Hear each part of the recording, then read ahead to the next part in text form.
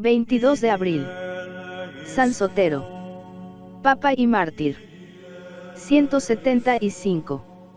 Muy pocas noticias conocemos sobre la vida y el pontificado del Papa San Sotero, 166 a 175. Las principales son las contenidas en el Liber Pontificalis y en la Historia Eclesiástica, de Eusebio. Pero lo poco que conocemos, unido al fondo de la situación eclesiástica de aquel tiempo, nos permite reconocer en este Papa a uno de los más típicos representantes del siglo II. Era originario de Fondi, en la Campanie, e hijo de Concordio. A la muerte del Papa Aniceto, el año 165, le sucedió en el trono pontificio, en un tiempo en que la Iglesia se debatía contra diversas clases de enemigos. El Liber Pontificalis nos da de él dos noticias en particular. En la primera nos comunica que prohibió a las mujeres tocar los sagrados corporales y quemar incienso en las congregaciones de los fieles. La segunda nos refiere su actividad, que podemos llamar jerárquica, con la ordenación de un buen número de sacerdotes y diáconos y 11 obispos, destinados a diversos territorios. Por lo que a esto último se refiere, se deduce claramente de aquí la actividad de este Papa en el desarrollo creciente de la Iglesia.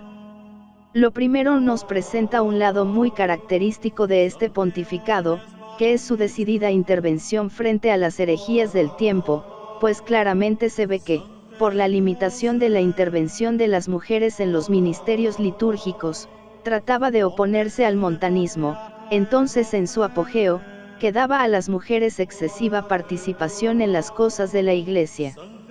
Efectivamente, durante el pontificado de San Sotero tuvo en el Oriente mucha resonancia el movimiento herético promovido por Montano, quien anunciaba como próximo el fin del mundo. En consecuencia, debían todos prepararse con una vida perfecta y con rigurosa penitencia. Para ello prescribía una serie de ayunos y proclamaba algunos principios extremadamente rigoristas, sobre todo que debían vivir una vida pura y sin pecado, pues si cometían alguno, sobre todo de los más graves, no podrían obtener el perdón, ya que los pecados más graves son imperdonables, pues la Iglesia no tiene poder para perdonarlos. Esto es lo que constituye la base de aquel rigorismo exagerado, defendido poco después por Tertuliano y sobre todo por Novaciano. Ahora bien, para la propaganda de esta ideología rigorista utilizó Montano la colaboración de dos mujeres muy influyentes, Maximila y Priscila, y en general, siendo las mujeres más asequibles a este género de predicación, les dio una intensa participación en las cosas de la liturgia, en franca oposición con las antiguas enseñanzas y prácticas de la Iglesia. Frente a toda esta tendencia rigorista, que sembraba la confusión, el pesimismo y la angustia entre los fieles y estaba en franca oposición con la doctrina del Evangelio y de la Iglesia, que no ponen limitación ninguna al poder de perdonar los pecados, procedieron con energía los romanos pontífices. El Papa San Sotero fue el primero que tuvo que hacer frente a esta ideología. Así, por lo que se refiere al rigorismo exagerado y al principio de la imperdonabilidad de los pecados graves, insistió en la doctrina tradicional de la Iglesia. Y en lo tocante a la excesiva intervención de las mujeres en la liturgia, publicó las prescripciones indicadas por el Liber Pontificalis. Todo esto es claro indicio del espíritu eclesiástico de nuestro santo y de su empeño en defender con toda energía el tesoro de la doctrina católica que la providencia le había encomendado. El historiador de la Iglesia, Eusebio de Cesarea, nos expone otro lado muy característico de la actividad del Papa Sotero. Es su espíritu de caridad para con los pobres y necesitados, y los esfuerzos que puso durante su gobierno en socorrerlos y ayudarlos por todos los medios posibles. En esto no hizo otra cosa que continuar la tradición de la primera iglesia del tiempo de los apóstoles, en la que sabemos que reinaba la más pura caridad y unión de unos con otros, y se pudo decir, por una parte, que todos eran un corazón y un alma, y, por otra, que todas las cosas eran comunes, y, en consecuencia, que ponían sus cosas a los pies de los apóstoles, para que se distribuyeran entre los necesitados. Siguiendo, pues, tan preciosos ejemplos, San Sotero se distinguió por este espíritu de caridad.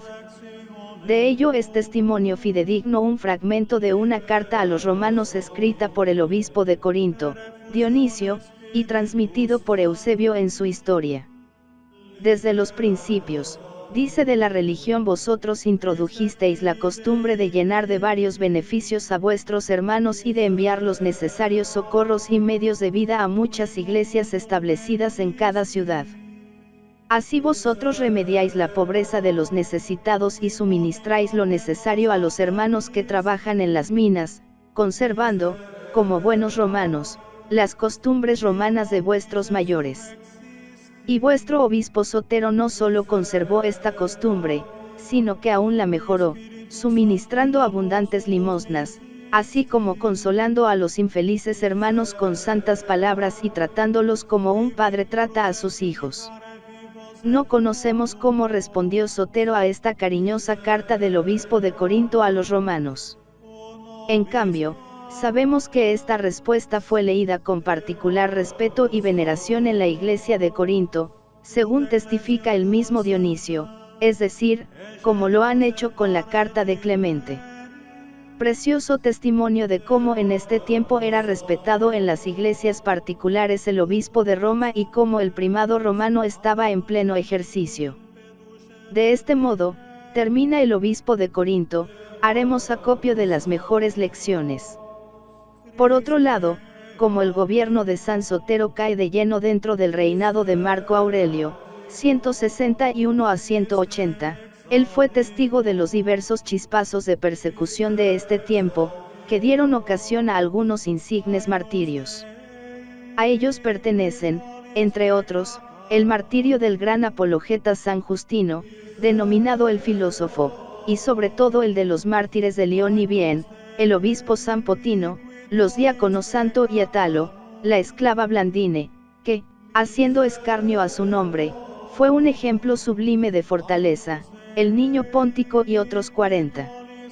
También Sotero, según refiere la tradición, fue víctima de esta persecución, aunque no se conoce ningún detalle de su martirio.